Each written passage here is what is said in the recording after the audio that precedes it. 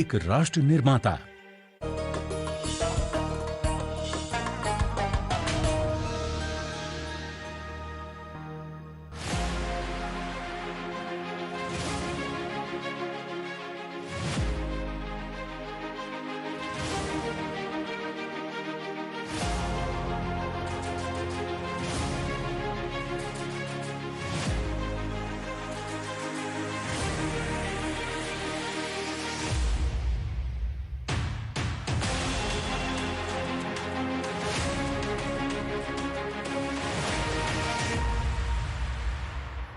आदाब, मैं मीनाक्षी शोरान हाजिर हूँ दुनिया भर की सोशो पॉलिटिकल और इकोनॉमिक इश्यूज पर खास प्रोग्राम लेकर दुनिया मेरे आगे।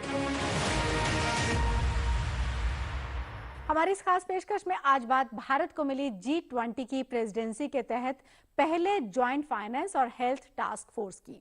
जी हां, इंडोनेशिया के बाली में ऑर्गेनाइज G20 समिट कॉन्फ्रेंस में भारत को G20 की प्रेसिडेंसी ऑफिशियली सौंप दी गई है और ये बेहद खुशी की बात है कि हम G20 प्रेसिडेंसी की जिम्मेदारी को अब ऑफिशियली एक तरह से देश के तौर पर, नेशन के तौर पर संभाल भी चुके हैं।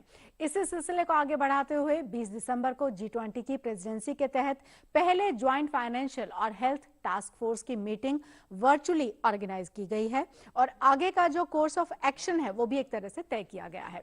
तो अब समझने वाली बात यह है कि भारत को मिली G20 की प्रेसिडेंसी हमारे लिए कितनी बड़ी अपॉर्चुनिटी है और इसके चैलेंजेस क्या क्या हो सकते हैं, इसी सब पर हम बात करेंगे। स्टूडियो पर हमारे साथ तीन खास मेहमान मौजूद हैं। RIS में एसोसिएट प्रोफेसर सब्यसाची साहा जी हमारे साथ मौजूद हैं, welcome to the studio sir. Ambassador Pinak Ranjan Chakravarty ji हमारे साथ मौजूद हैं, sir welcome to the studio. और अर्बन हेल्थ की medical officer in charge doctor Smriti Sharma हमारे साथ मौजूद हैं, ma'am welcome to the studio. तो आप तीनों का ही हम वेलकम करते हैं। और सबसे पहले क्योंकि हम ज्वाइंट फोरम और हेल्थ टास्क फोर्स और इन सब चीज़ों की बात करते हैं, तो पहला सवाल हम स्मृति जी आप ही से जानना चाहते हैं, बिकॉज G20 अपने आप में एक बड़ा प्लेटफॉर्म है। अब हमारे पास उसकी प्रेसिडेंसी है, हमारे पास बहुत कुछ करने को है, लेकिन उसके अलावा भी हमने एक तरह से रास्ता दिखाने का काम जो है वो किया है। ख़ास तौर से अगर हेल्थ सेक्टर की मैं आपसे बात करूं, और क्योंकि हम पेंडेमिक के दौर से गुजरे और हमारा वैक्सीनेशन को लेकर और बाकी सब चीज़ों को लेकर एज रहा, अपर हैंड रहा नेशन के तौर पर, अभी फिलहाल आप इसको किस तरीके से एक अपॉर्चुनिटी के तौर पर देख रही हैं कि बाकी ना सिर्फ G20 बल्कि रेस्ट ऑफ जो वर्ल्ड है उसको भी हम एक रास्ता दिखा पाएंगे? ये हमारे देश के लिए बहुत गौरव का इस समय विषय है कि एक अमृत काल की शुरुआत है हमारे देश के लिए कि आज़ादी के हमने 75वां स्वतंत्रता दिवस मनाया और उसके बाद हमें एक इतनी बड़ी उपलब्धि हमारे देश को हासिल हुई कि भारत देश जो है एक विश्व स्तर पे अपना एक प्रेसिडेंसी या अध्यक्षता के पद पे इस बार पूरे देश के पटल पे, पूरे विश्व के पटल पे आया है। अब हम लोग देखते हैं कि हमारे देश की एक अलग ही विचारधारा शुरू से ही रही है, वसुधैव कुटुंबकम की, कि पूरी सृष्टि जो है एक कुटुंब के समान है। पृथ्वी को हम एक कुटुंब के समान मानते हैं, एक परिवार की संकल्पना है और साथ साथ में एक ही भविष्य के बारे में हम सोचते हैं। तो इस तरीके से अगर हम पूरे विश्व के जितनी भी हमारी जनजातियां हैं, जितने भी समग्र विश्व है, उसको हम एक स्वास्थ्य को भी अगर हम देखें तो उसको हम एक प्लेटफॉर्म पर लाना चाहते हैं कि हम इसमें एक सार्वभौमिक एकता प्रदर्शित हो हमारे देश की ओर से। जो जितनी विविधता है पूरे संसार में, अलग अलग जातियां, प्रजातियां, पशु पक्षी और पूरी भौगोलिक संरचनाएं भी इतनी अलग अलग हैं, लेकिन उसके बावजूद भी हम एक सार्वभौमिक एकता की बात करना चाहते हैं। तो हमारे देश का ये जो G20 की समिट है, इसमें यही एक प्रारूप रखा जाएगा कि हम इसको सारे पूरे विश्व के सब चीज़ों को हम एकता के स्वरूप में कैसे बांध सकें जी। तो उसके लिए हमारा देश ने जिस तरीके से अभी कोविड की प्रिपेयर्डनेस में एक बहुत अच्छी तरीके से पूरे विश्व को योगदान दिया, चाहे कोविड का वैक्सीनेशन हो, चाहे कोविड की टेस्टिंग का काम हो, इतने बड़े देश में जहाँ पे इतनी सारी जनसंख्या है, एक बहुत बड़ा उदाहरण जो है विश्व के सामने रखा। इतनी जल्दी जबकि हमारे देश में इतने संसाधन उपलब्ध नहीं थे, लेकिन इतने कम समय में वैक्सीनेशन को सब जगह पे घर घर में जाके सुलभ कराया। हर जने को जो हमने एक टारगेट बनाया, 100 करोड़ को जो है हमने वैक्सीनेट किया। तो ये बहुत बड़ी उपलब्धता है और इसके साथ साथ ही हमारे देश ने वैक्सीन अपने देश में ही नहीं और भी देशों में इसको भेजा वैक्सीन को। बिल्कुल। साथ साथ में आप देखिए कि देश ने केवल वैक्सीनेशन के लिए ही नहीं, एक स्वास्थ्य संरक्षण की भी एक शुरुआत करी। भारत देश से ही योग को जो है पूरे विश्व स्तर पे पहुंचाया गया कि अगर हम स्वास्थ्य की अगर संकल्पना देखें तो वो हमारे घर से शुरू होती है कि सबसे पहले हम अपने परिवार को, अपने को, खुद को स्वस्थ कैसे रखें। तो योग, आयुर्वेद इसमें एक बहुत अच्छे तरीके से हमारे देश में से पूरे विश्व भर में फैला और लोगों ने अपने स्वास्थ्य की रक्षा करी। तो स्वास्थ्य केवल ऐसा नहीं है कि हम केवल दवाइयों से इसे ठीक करें या हम वैक्सीन से ठीक करें या हम एक केवल इमरजेंसी ट्रीटमेंट से करें।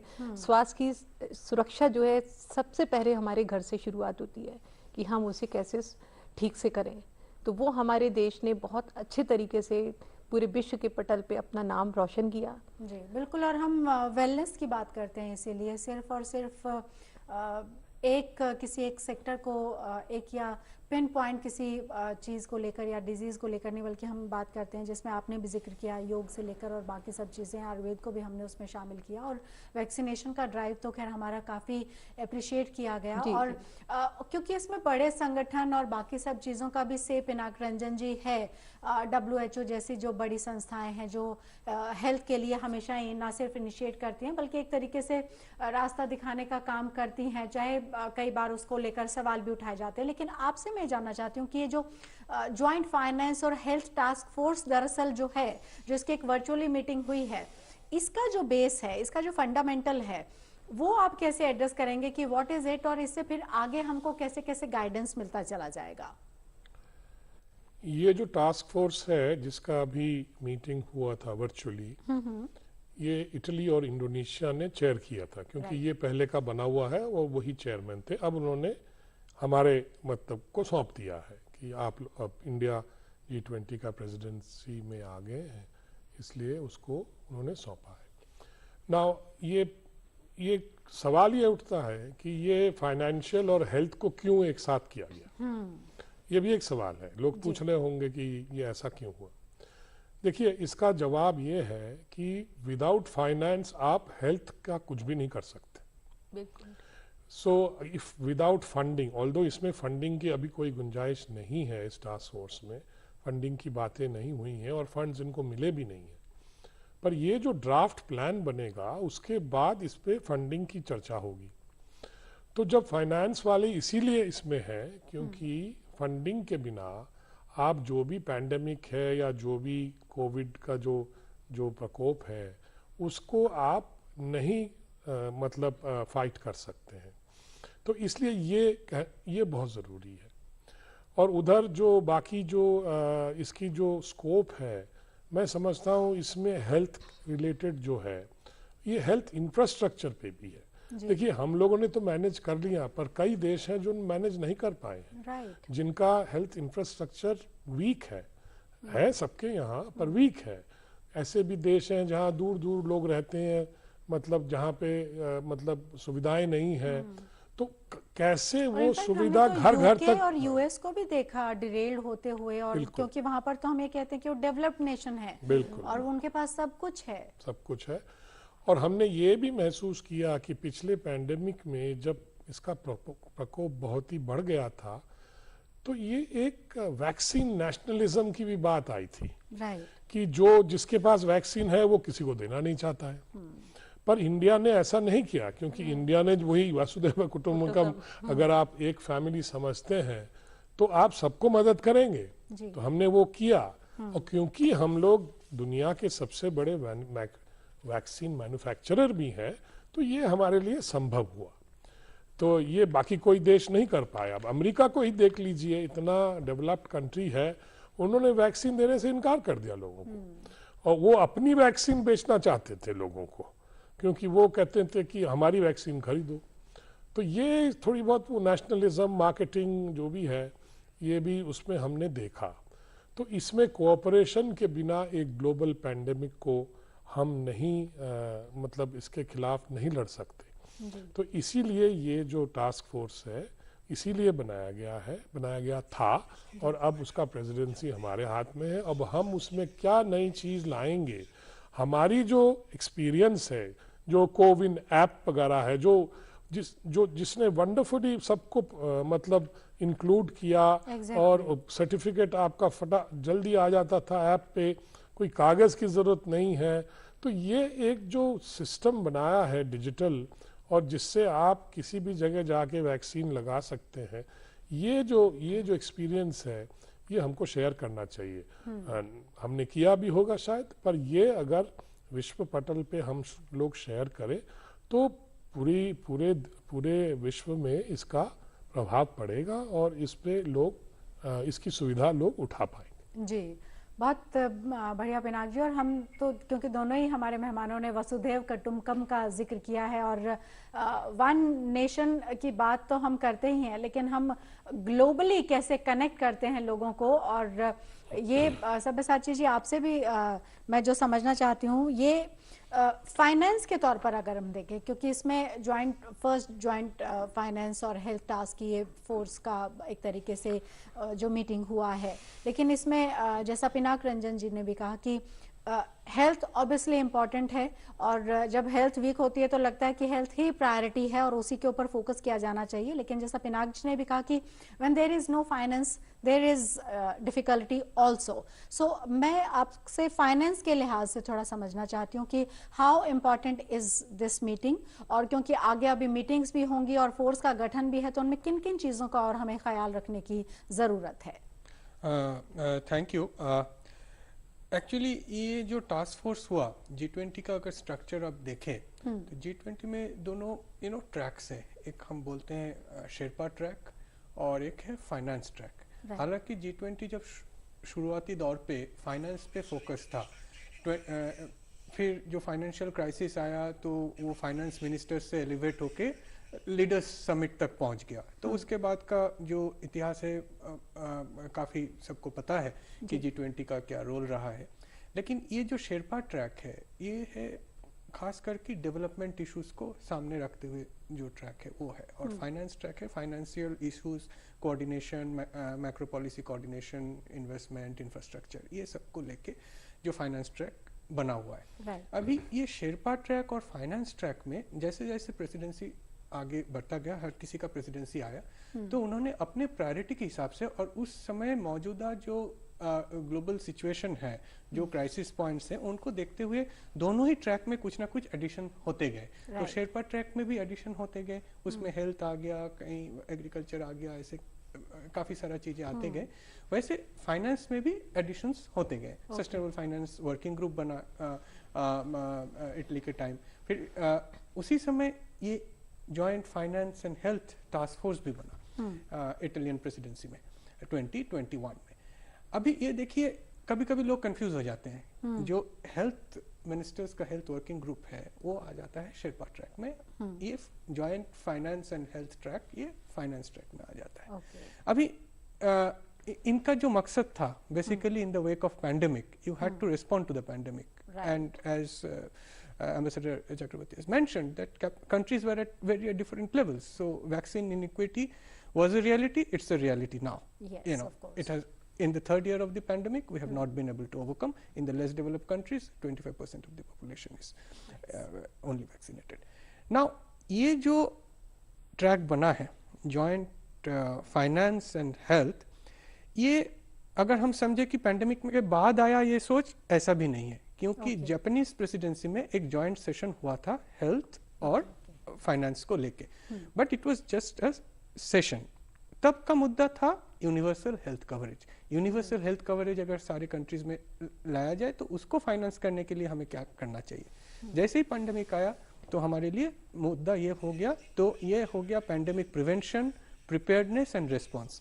इंडोनेशिया ने अभी एक वेरी मॉडेस्ट एक फंड आया है, अभी पैंडेमिक फंड जिसको बोलते हैं IFI। सो ये बस एक मॉडेस्ट शुरुआत है। मेरा कहना है कि उसमें जो फाइनेंशियल एलोकेशन हुए हैं वो it's not sufficient, but the good part is the partnership building effort that is coming through. उसमें WHO भी है, आपका वर्ल्ड बैंक भी है, IMF भी है, OECD भी है, और जो पैंडेमिक एपिडेमिक प्रिपेयर्डनेस के लिए जो कोalition है वो भी है। ये फंड को वर्ल्ड बैंक को दिया गया है मैनेज करने के लिए, WHO उनको टेक्निकल सपोर्ट देगा। It is just a beginning. India has said that it has full support for this, it will take it forward, but the inclusiveness agenda would be top most priority in terms of India's presidency. Okay, बिल्कुल। और presidency हमारे पास है, तो स्मृति ma'am आपसे मैं ये समझना चाहूँगी, क्योंकि अभी हाल फिलहाल ही जिस तरीके से बातचीत हो रही है और बाकायदा सेंट्रल गवर्नमेंट की तरफ से भी और कुछ स्टेट गवर्नमेंट्स की तरफ से भी डिफरेंट जो एडवाइजरीज हैं वो भी जारी की गई हैं, मास्क को फिर से कहा जा रहा है, तो how much we are prepared अभी, क्योंकि थोड़ा सा एक रिलैक्सेशन लग रहा था, लेकिन न सिर्फ उस हवाले से कि हम नेशन के तौर पर कितने प्रिपेयर हैं, बल्कि क्योंकि अब हमारे पास G20 की प्रेसिडेंसी है, तो इस हवाले से भी हमारी जो जिम्मेदारी है वो और कहीं ज्यादा बढ़ जाती है। तो उस नजरिए से आपका क्या व्यू पॉइंट है, कितने प्रिपेयर हम आपको फिलहाल नजर आ रहे हैं? देखिए, हम सबका एक ही उद्देश्य है कि हम कल्याणकारी समाज को विकसित करें, पूरे विश्व को भी एक कल्याणकारी रास्ते की ओर लेके चलें। इसके लिए हम लोगों ने कई सारी चीज़ों को समझना पड़ेगा कि पहले हमें अपना इन्वायरमेंट है, क्लाइमेटिक कंडीशंस हैं, उनको हर देश को समझना पड़ेगा कि हम किस तरीके से अपनी biodiversity, marine life, ocean life, जितनी भी ये प्रॉब्लम्स हैं, इनको अब हर कंट्री समझेगा कि हम इसको कितनी बुरी तरीके से इसका ख़राब कर रहे हैं। सारी चीज़ें, परिस्थितियाँ सारी बदल गई। आप क्लाइमेटिक कंडीशंस देखो, वो चेंज हो गई। ग्लोबलाइजेशन अगर हम देखें, ग्लोबल वार्मिंग बढ़ी, ये सब चीज़ों से कितना हमारी सृष्टि में एक तरीके से विनाश की ओर हमारी सृष्टि बढ़ रही है। पैंडमिक ऐसे नहीं आते जब तक हमारी सारी चीज़ों में फ्लोरल फौना, जितने भी हमारे चाहे माइक्रो ऑर्गेनिज्म है, चाहे मेरीन लाइफ हो, है ना, चाहे सी लाइफ हो, किसी भी आप दृष्टि से देखें, पॉल्यूटेंट्स बढ़ गए, कहीं ये सब लाइफ डिस्टर्ब हुई, तो ये सब जब चीज़ें होती हैं तब ये सब पेंडेमिक की स्थिति बनती है। और इसके साथ साथ ही जब आपकी फसलें खराब होने लगती हैं, आपकी सारी जलवायु जो है प्रदूषित होने लगती है, तो आपकी भूमि भी प्रदूषित हो गई। हम अपनी पृथ्वी को खुद ही तो गंदा कर रहे हैं, खुद ही तो उसको खराब कर रहे हैं। अगर हर देश का नागरिक अपना कर्तव्य समझ के चले कि हमें अपने एरिया को, देश तो छोड़िए, हम पहले जिस कम्युनिटी में रहते हैं उस जगह को ही हम शुद्ध रखें। वहाँ का हवा, पानी, जलवायु, सब चीज़ें हमारी अगर ठीक होने लगे तो हम पेंडेमिक से बहुत आसानी से बच सकते हैं। और पेंडेमिक की प्रिपरेशन की अगर जहाँ तक बात है, तो पेंडेमिक के लिए तो देश में जो चीज़ें हम लोग ने पिछले 2 साल में इतनी एक्सरसाइज कर ली, वैक्सीनेशन की बूस्टर डोज सबको मिल गई, साथ साथ में इसके साथ साथ में अब एक माइक्रो लेवल पे भी लोगों के घर में एक अवेयरनेस आ गई कि भाई हमें घर में क्या क्या चीज़ें खानी चाहिए, बाहर का खाना नहीं खाना है। इम्यूनिटी के ऊपर लोगों के तरह तरह से आपने देखा, गूगल से लेके हर चीज़ पे बहुत सारे कार्यक्रम भी हुए, मीडिया ने भी बहुत सारी हेल्प करी।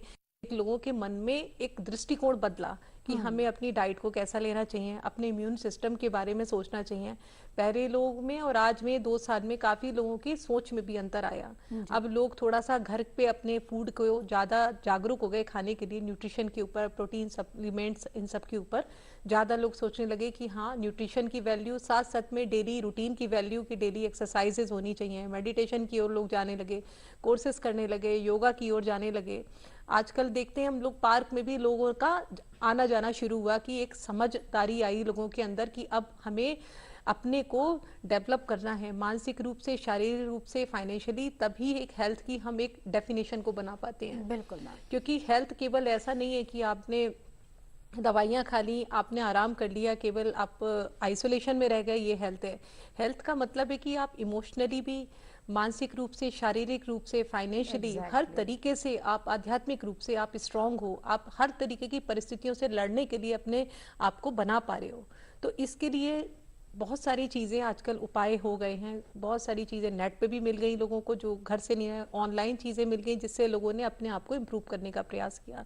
साथ में अगर गवर्नमेंट सेक्टर की बात करें तो गवर्नमेंट ने अपनी ओर से जितने भी सेंटर्स हैं, गवर्नमेंट के सेंटर्स हैं, सब जगह पे ये सब चीज़ों की पूरी तरीके से, जो OTs हैं, ऑक्सीजन कंसनट्रेटर्स हैं, है ना, और पल्स ऑक्सीमीटर्स हैं, ये सब जितने भी नेबुलाइजर, सब जितनी ज़रूरत की चीज़ें हैं, मेडिसिन हैं, कोविड की प्रिपरेशन की किट्स हैं जिसमें एंटीबायोटिक्स हैं या इसमें आपके विटामिन सी वगैरह की टैबलेट्स, जितनी ज़रूरत की चीज़ें हैं वो सबकी किट्स भी जो है ग्राउंड लेवल पे डिस्ट्रीब्यूट कराई कि जहाँ जहाँ पे भी इसकी ज़रूरत है वहाँ पे ग्राउंड लेवल पे भी डिस हैं। तो ये भी एक अच्छा चल रहा है। साथ साथ में मास्क है और सोशल डिस्टेंसिंग है। ये जो जगह जगह आजकल आप देखो हर जगह पे लिखा भी जा रहा है कि भाई सोशल डिस्टेंसिंग का फॉलो करें, भीड़ में ना जाए।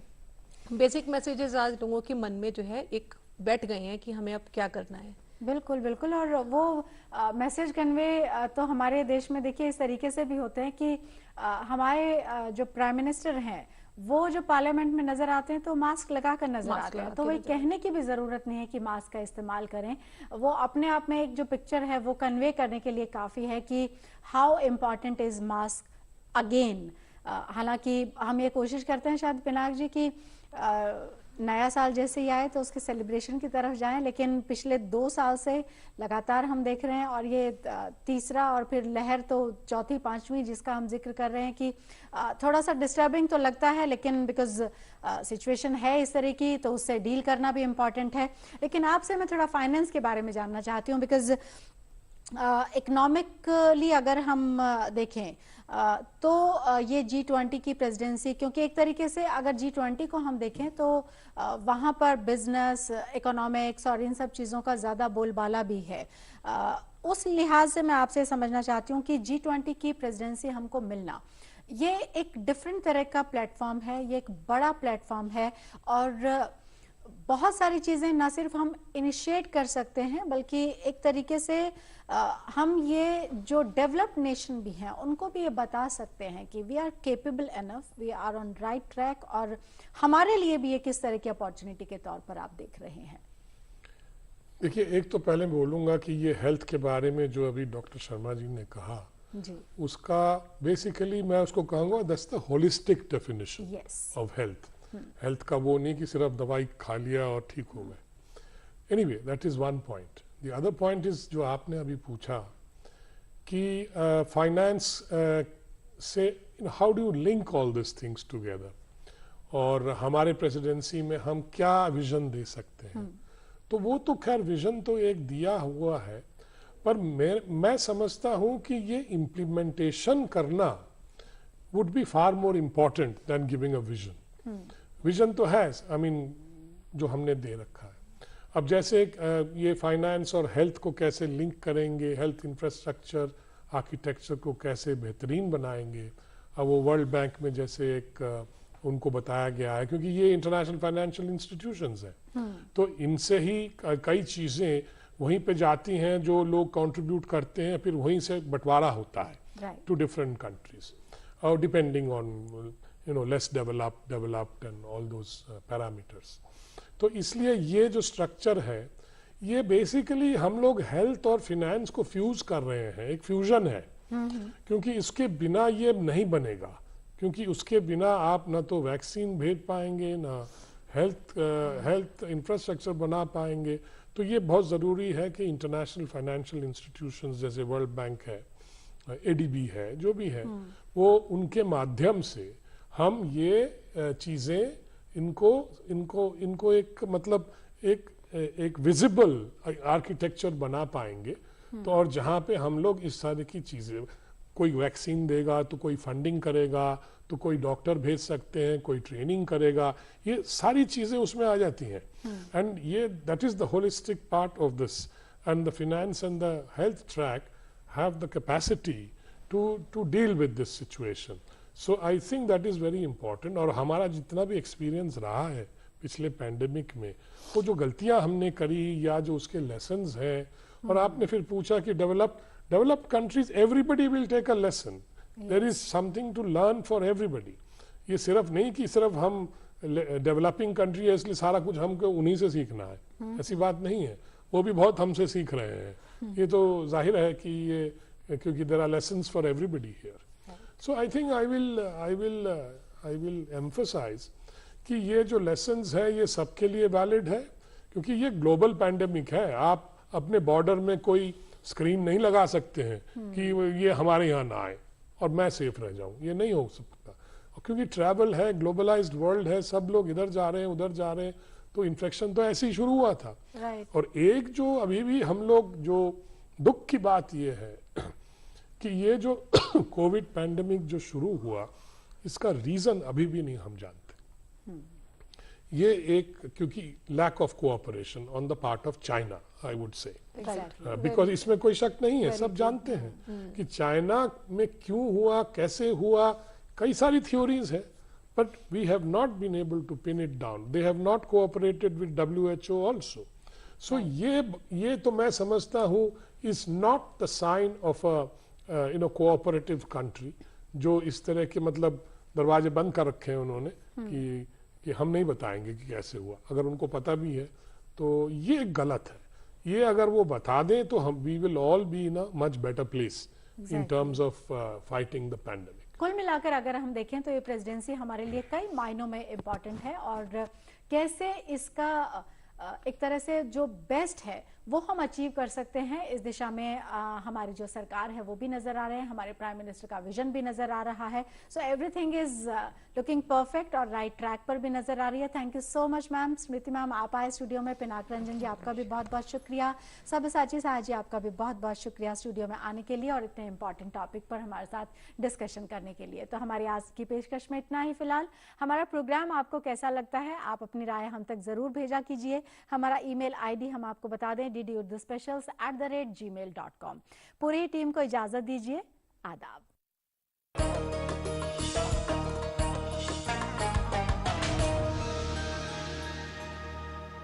समय कभी किसी का इंतजार नहीं करता।